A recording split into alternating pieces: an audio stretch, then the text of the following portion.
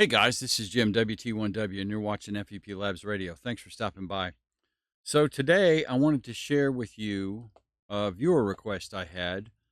I have a Diamond Discone, and I don't remember the model number as I'm recording this, but I'll put it on the screen here in a second.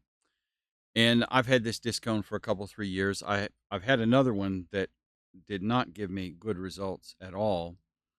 And the viewer asked, would I run a SWR sweep on it and see what it looks like? Because he was thinking about buying one. Now, the thing about discone antennas is that they are very wide banded. So your typical discone is going to have a range of at least as wide as 10 to 1. So you can expect to see something like 100 megahertz to 1000 megahertz. That depends on the model of the discone. And you can see here, based on the design, that it is going to receive and radiate equally well in every direction horizontally. So it's good for monitoring signals from various locations without the need for rotating it like something like a Yagi. It is vertically polarized. It has generally a relatively stable impedance over its operating range. Typically, you would use this for a scanner setup, is what these are usually used for because of the wide banding on them. Because of that, they're not really great for HF radio. We'll look at the SWR sweep here in a second, but they're more oriented toward something like VHF, UHF, and above. And again, depending on the particular model of an antenna you buy, they could go up into the 1.2 or higher gigahertz range. So with all that being said, let's take a look at, this is my RigExpert, and I've got it tuned right now to go from 80 meters, or excuse me, 160 up to 10 meters. So 1.5 megahertz up to 30 megahertz. And let's sweep it and see what kind of SWR range we're going to get on it. And as you can see, the lower frequencies, it's really terrible. And it starts to get better as we go higher in frequency range, which is what we'd expect. So now let's bump our scan up and let's start at 50. And let's go up. Well, let's just look at 50. Here's actually, let's get all of 6 meters. So there is the entire 6 meter band. And if we look at our scan there, it's a pretty sweet 6 meter antenna, it looks like. Not bad. Nails the middle of the 6 meter band pretty hard. And, it starts below 3, and toward the higher end of the band, it gets above 3 again. But there in the middle, it's downright gorgeous. So as we go up in frequency, this is the 2 meter segment. And you can see this thing is a beaut.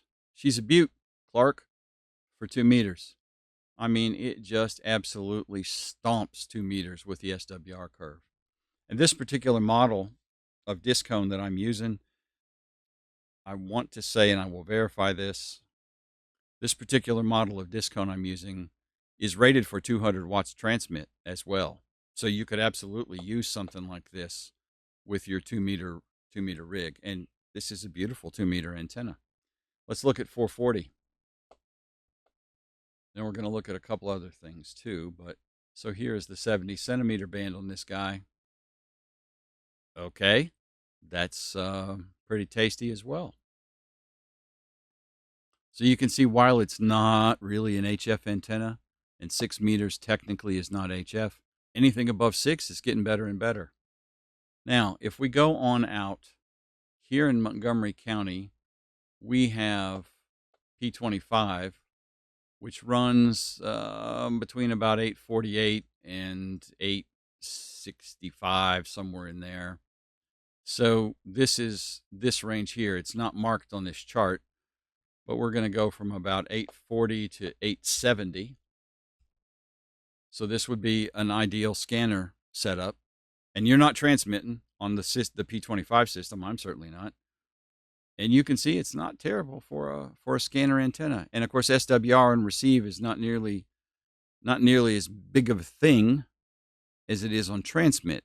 but it gives you an indication of how well the antenna resonates in that particular frequency band. And there's nothing wrong with that. And I can tell you from personal experience, it works quite well as a scanner antenna, which is what I use this for typically.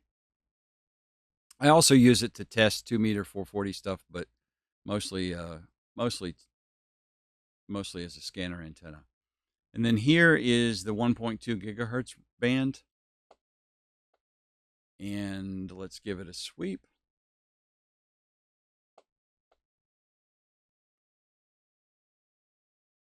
So it's kind of lumpy, but you know, not terrible. Most of it's below 3-to-1, and some spots are below 2-to-1. So that is not terrible at all. All right, so here is the specific one I have, as I mentioned, the D130J. It comes with all the bits, and as I mentioned, super wide banded. So you can actually transmit on this 6 meters and above.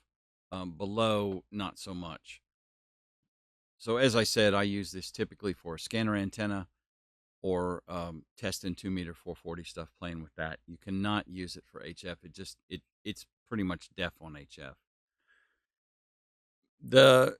It gives the ranges here: 2 meters, 220, 1.25 1.25 cm, 70 centimeters, 33 centimeters, and 23 centimeters.